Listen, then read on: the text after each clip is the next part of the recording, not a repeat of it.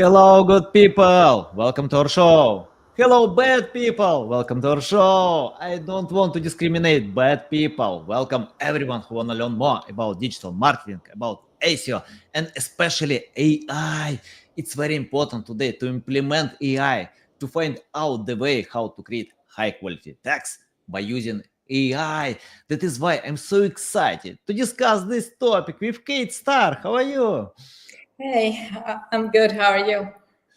Doing great, doing great. Looking forward to learn more about AI, about writing, about content creation, SEO, many different topics. I know about your great experience. You worked on SEMrush for a long time. You wrote many articles for Backlinka. So that is why I have too many questions that I want to know, and my audience will love to learn more about that. I know how it's important today to create quality, especially today. We don't create content for SEO, we create content for geo as well, generative engine experience, or you can call like search everywhere optimization. So it doesn't matter which models you like more, but it's important to bring value and quality. Okay, tell more about your experience background, because I know that you wrote even for Backlinko. I love this blog. I love Brandon. When he started this blog, I learned a lot, but you put your content to this blog, so let us know more about your background. Yeah, first of all, thank you for inviting me. And I'm excited to discuss this topic with you. The hottest topic of the year, probably. Yeah. Yeah, so I'm Kate Starr, a content consultant for startups and senior writer for Martech brands like SEMrush. And I've put quite a lot of articles on Backlinko. To help startups, small businesses, and marketers to create high quality content and deal with their marketing, even in this age of AI. Yeah, and after almost a decade of marketing, I'm actually learning new ways to work faster with AI without losing storytelling and strategy behind what goes into quality content. Of course, yeah, of course, it's important. Even today, I like Geo more than SEO. Let me explain why. Because in Geo, I think it's tough to recognize this algorithm. A few days ago, someone shared perplexity algorithm. When I learned about this 59 optimizations tips, I got it. It's better to think more about human being. And today, SEO and geo is coming to the foundation of marketing that was before digital, because digital changed direction a little bit. I think like in digital, people started to think more about optimization to satisfy robots, search engines. But today, when AI is going fast, when Google launched AI mode, we have ChatGPT, Perplexity. Today, I think it's better to think more about human psychology, how to create content for human being, because that was before optimization tips. And when you create better content than competitors have, then you have a great chance to satisfy any algorithm. What do you think about that? About optimization for AI search today? Yes, I agree. Even though people are talking that more and more people are turning to ChatGPT or other AI tools to get answers to their questions, even Google shows you AI answers first. But yeah, it's as you said, it's becoming more and more important to answer the people's queries in a more personal way and satisfy all their questions from experience. Nice, nice. Kate, I want to ask about AI detection. You mentioned that you use AI to increase your speed, probably quality. But for me, I use a lot AI, and personally, I don't care about AI detectors. Even we created our own detector, even before many other tools. We created this because that was hot topic, and the first version of ChatGPT created some useless content, and many marketers say that it this tool can't be real manual writing. It's Mhm. impossible. It doesn't have emotions.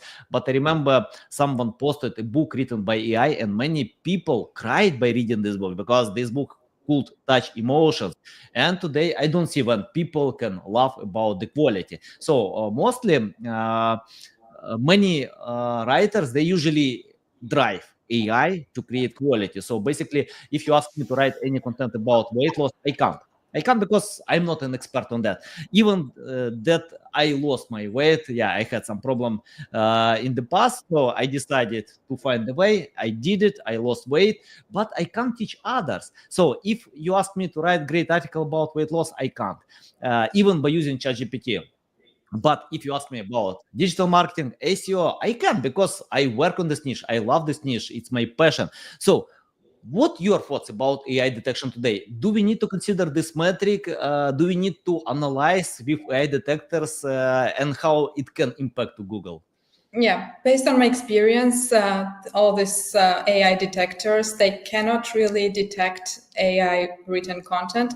Sometimes they mess it up and show that it's AI generated content when it's fully human written, and it can be vice versa as well. And I don't think that it's that much important to use these detector tools, because as long as there's value in the content, and as long as it resonates with the audience and it reads flawlessly, then I don't see any use of using AI detectors. Yeah, I think so as well. Kate, I remember when I started to learn about Brian Dean, and I learned a lot from him, and I like his style to create less but super high quality, to write in simple way, short sentences, to use empty lines between paragraphs, use just one sentence in paragraph. So, do you consider your own style by posting content on Backlinko, or you use branding style that Backlinko has? Yeah, at Backlinko, we actually kept some of Brian Dean's style, because it's really what makes it unique, and in a way, like people like to read liked to read Brian Dean's articles because it was so easy to read. And that is actually the way I also write, and most of the writers in Backlinko, like we focus on writing in a way that's easier to understand for everyone, and especially like it's easy for people to lose focus. So like using smaller sentences and a simpler language, it actually makes it so much easier to understand, especially like the complex topics. Sometimes we get into Yeah. technicalities, so it's really important to keep that simple style. Yeah, I remember Joe Sugarman wrote a book. He was one of the best marketers in the US before digital, and he wrote a book that you need to use short sentences because it's readable, Yes. And today, if you use long, hard written sentences, people can leave your content, and we have this bounce rate. It's high. That is why, by the way, in our tool set, content editor, we created this metrics, readability. We can highlight hard written sentence and simple written, medium. So we pay too much attention to that because it's important. But anyway, it's important to learn your audience as well. So you can't use the same style for any cases. And Kate, I have the question about learning the audience.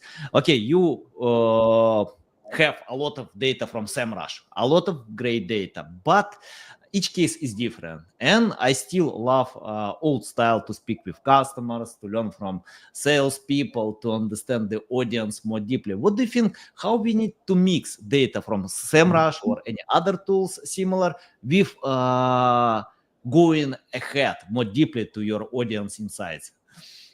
Yeah, getting to know the audience is becoming more and more important, I think, because the more you understand the audience, then you can really create the content that resonates with them and answers their questions. Relying on tools is good because it gives you the data, and then your decisions are backed up by data. But actually talking to the customers is still very important. And in this digital space, we don't really talk with customers face to face. But one great way to understand the audience, the one that I rely on a lot of the times, is Reddit. Because like people there discuss what their struggles are, what solutions they are looking for. So it's a really great way to look for what people are looking for, and also combine it with data. Yeah, you mentioned about Reddit. Let's go deeply about Reddit because Google uses Reddit, ranks high, Yeah. uses this data to train AI.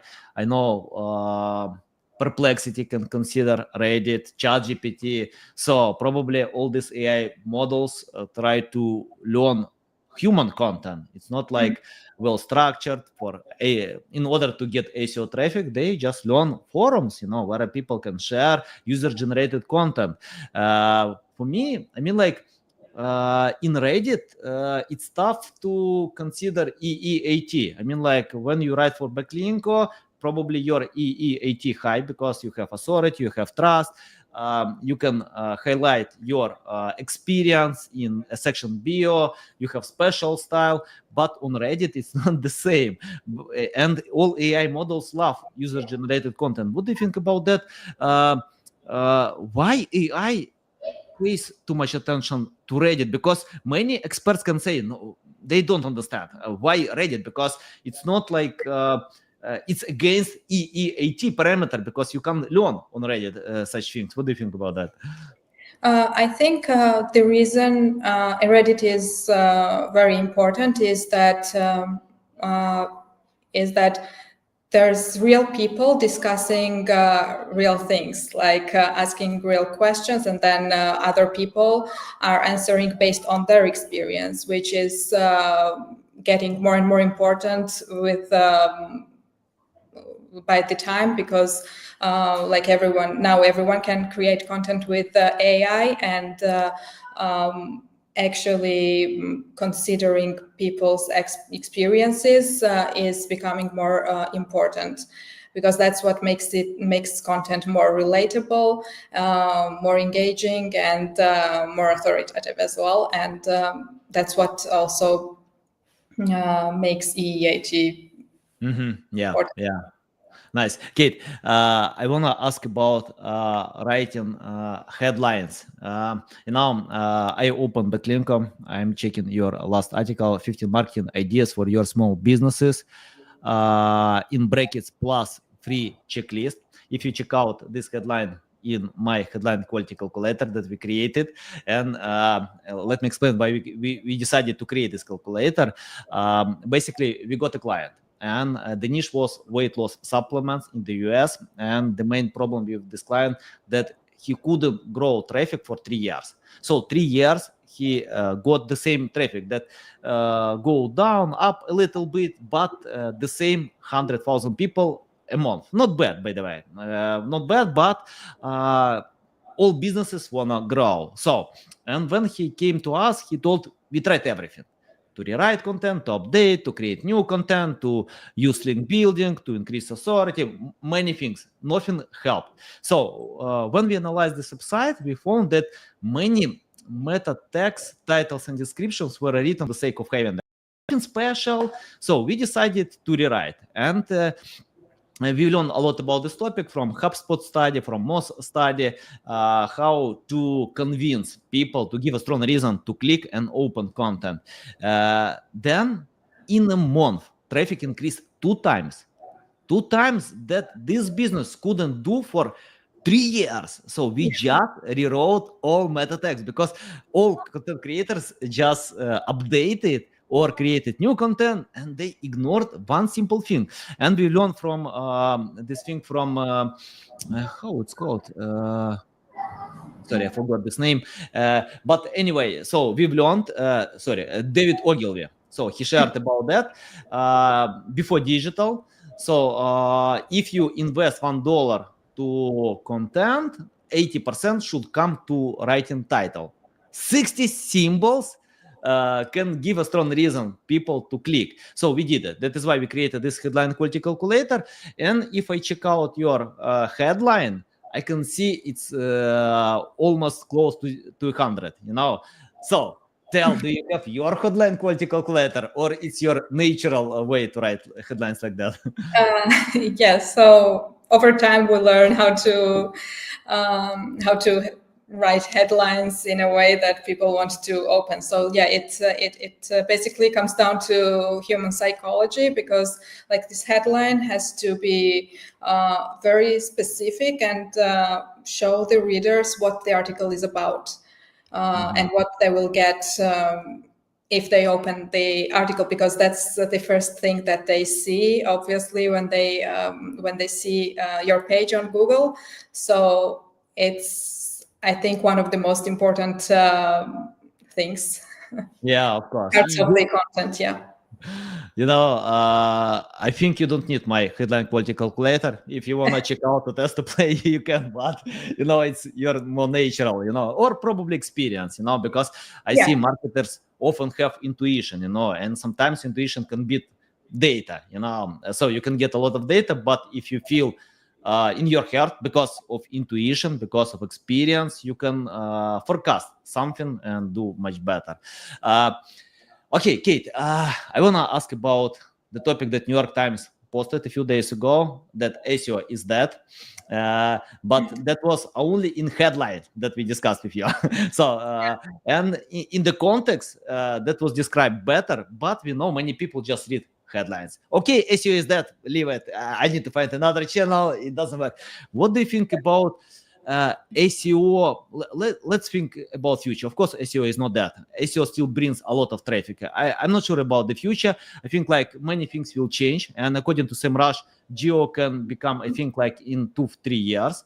I mean, like traffic from AI search can go, can be more than traffic from search engines. Your prediction about SEO future? Yeah, I think it's a really hot topic to talk about SEO being dead, but I think that it has shifted, and it's at least it's not dead at the moment. Even Google now shows AI results, AI answers in the results first. But the thing is, those tools don't generate knowledge out of thin air. They rely on they pull this information from valuable content that is published around the web, and some of them get cited directly in those answers.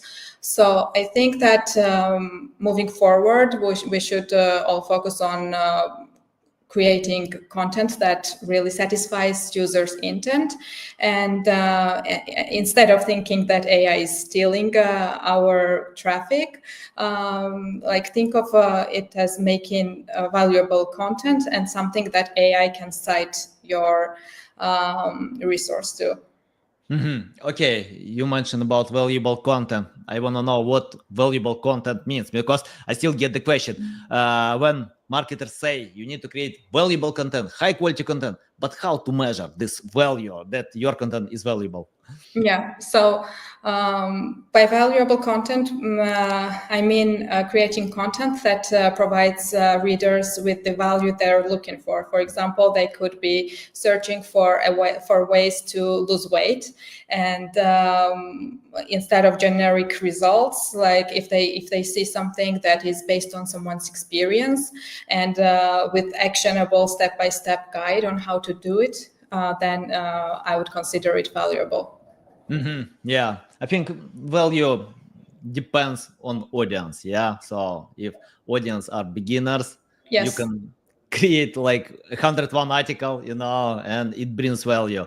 So if your audience more advanced, probably they need some practical tips, advice, anything like that. Yeah. Kate, I want to discuss some optimization tips about geo. And the last time I started to learn more tips from self-proclaimed experts. And some of these tips you need to write like AI search. I mean, like you need to write like AI mod. Just replicate the same. Then you have a good chance to rank on this model. For me, it's useless. I mean, like you don't need to write for like AI search. What is the reason for AI search? To show what AI search can do. I mean, like to replicate this content and put the link. So, I mean, like, can you tell your tips how optimize for AI search? Yeah, I think the most important thing is to clearly answer the specific questions that people are using, because now the keywords are changing as well, because the people are using longer keywords, like they are searching questions instead of like shorter keywords. So if your content answers the specific questions in a structured way, that is easier for AI models to extract information from. And also, like we talked a lot, like it should also provide value, and the content should be original, not something that everyone else is writing about. And building the authority is also becoming very Yeah, of course. important, because as you get more and more authority, AI models also recognize you as a reliable source. Yeah, according to Perplexity leak that I've learned, authority plays a huge role. So Yes. link building, PR, still very important. And I think like Perplexity usually index content as Google does, but then after having this content, Perplexity has algorithm to measure authority and decide which content is better. But one more thing that uh, I want to ask about blogging, especially SEO blogging. Brian Dean said, someone asked Brian Dean if he started today a new business, what would he do? And he replied, probably today, if you rely on SEO, is not a good idea. Only SEO. You need to optimize, like many can say, like search everywhere optimization. And I'm interested about future of blogging, especially SEO blogging. So we can see today many publishers lose traffic, many bloggers lose traffic because what is the reason for people to go to any blog if Google can reply, ChatGPT can reply to these questions? And I'm not sure about the future because for a few decades we wrote a lot of blog posts. I can count them plus 1,000 blog posts for many clients, and that was our main strategy to write blog posts, to acquire traffic, to lead people in the sales funnel, to submit, to put our call to actions in this blog post. But what about the future? What do you think today? Do we need to still write blog posts, or if we need to write, then how to market them? I mean, like, or how to rely or think about to getting this traffic? Yeah, I think now people are getting information from various sources, so that's why search everywhere is becoming more trendy now. So like TikTok is getting like a search engine, YouTube is getting more and more like a search engine, and yeah, the presence on those platforms is going to be more valuable, like alongside with SEO. Yeah, they can supplement each other, and like Yeah. I think brands should not rely on just one platform to drive traffic.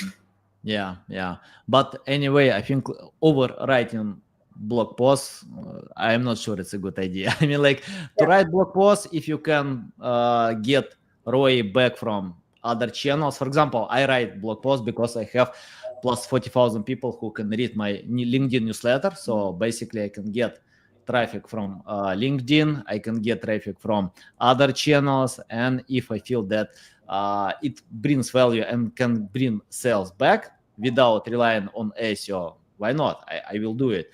But if you write in order to optimize for keywords to get this traffic, probably it's obsolete strategy today, Yeah. and it will be tough future for for such strategy because we see even big publications lose a lot of traffic. Kate, I see on your LinkedIn profile X SEMrush. Can you explain? So you're with SEMrush or not? At the moment, I'm not. Okay, got it, got it. So tell about your next step. My next step is I already stepped into consulting and I help startup founders and marketers to build content strategies that can drive traffic organically. Okay, I can become your one of the first customers really because we created our tool. So I wanna get consulting from great experts who have experience with SEMrush. So we have our tool, our strong side. So I can become a customer or probably can co-found my tool. I don't know. We'll see. So, but okay, what you can propose for newcomers? Let's imagine SEMrush, Ahrefs, SimilarWeb, big companies with a lot of resources, with high recognition, and newcomers who have passion, have something unique, wanna jump on this field. What will you do in your strategy differently for such companies? Yeah, I would definitely recommend getting multi-channel approach because yeah, relying only on SEO today is not the best strategy anymore. I'm not saying that it's useless at all, but presence on social media like TikTok, LinkedIn, YouTube, like depending on the business, of course, is gonna supplement SEO as well. So yeah, that would be my first suggestion. Of course, of course. And what do you think about keyword research? I mean, like, if today people started to use AI mode, and I mean, like, for me, keywords, uh, this type of questions temporarily replace long questions because Google and other search engines couldn't recognize the real question. So people started to use keywords. But today, ChatGPT can recognize any question. Google can recognize. Technologies allow us to recognize questions and to reply with the right context. What do you think about keyword research? Will be any future on this field or not? I think that it's more important to research the questions that people are having now.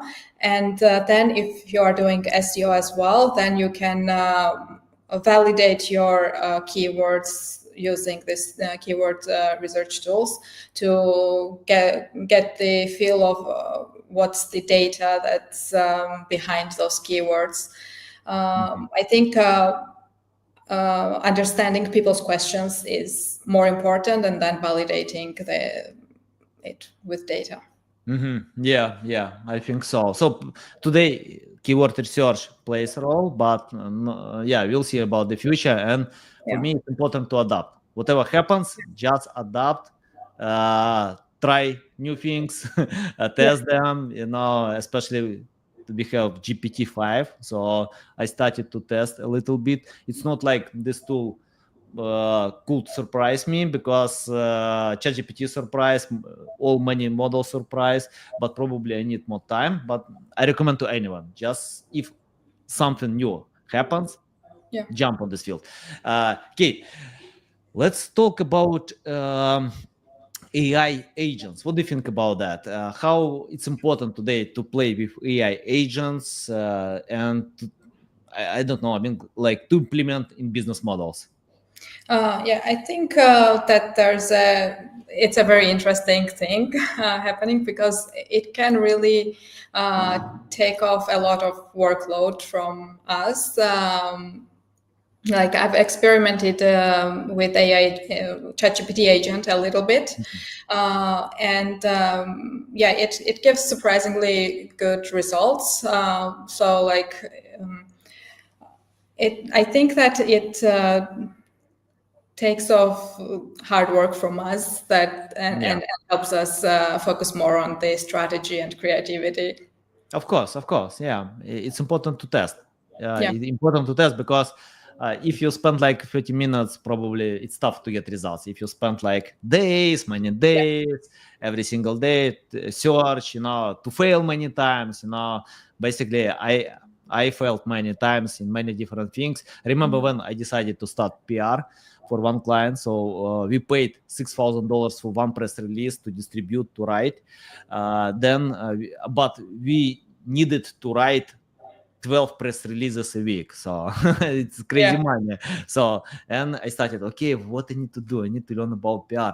And all my press releases for 3 months got 0 links, 0 mentions, nothing. But I acquired experience. After 3 months I got a few backlinks, a few mentions. Then I got it, oh, I understand that. But and we got even great results for some press releases. We got mentions on CNN, Forbes, Business Insider, Bloomberg, but nobody thought that I failed first 3 months. Then in 6 months I got a little bit some backlinks, mentions. So yeah, it takes time at any niche, whatever you do. yeah.